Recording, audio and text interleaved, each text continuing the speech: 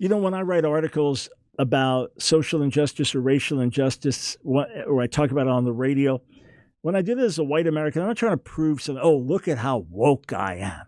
And these days, you just make a statement innocently. You're virtue signaling. Well, I'll tell you what. You think you're so woke.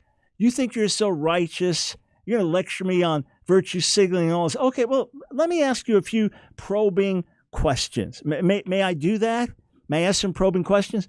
For all of you who have a strong social conscience on racism and systemic injustice in America, where's your voice when it comes to abortion? And where are you in front of the abortion clinics and pleading with mothers to not kill the baby in the womb and working with them when they decide to have their baby in the years ahead? Where is your voice there?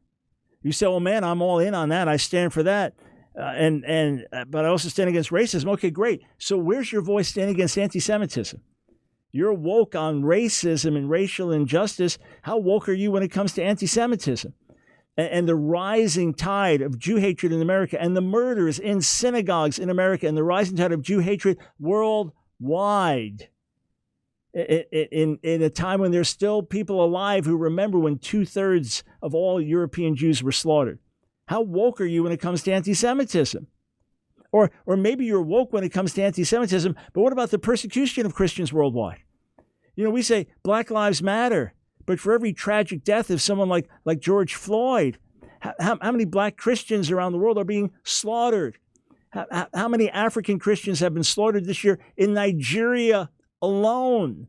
Women kidnapped and raped, men kidnapped, beheaded, people set on fire, atrocities being committed, horrible things taking place.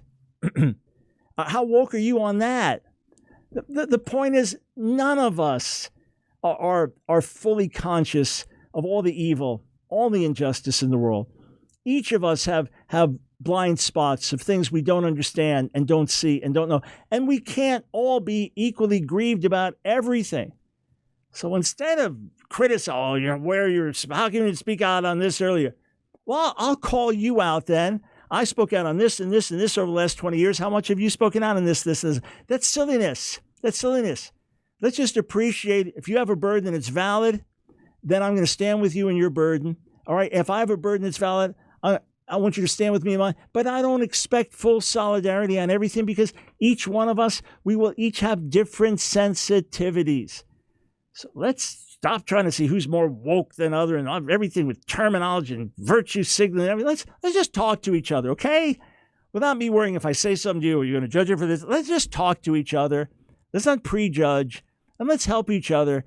Where I've got a blind spot, help me see mine. When you've got one, I'll help you see yours. And we recognize none of us have perfect vision except the Lord.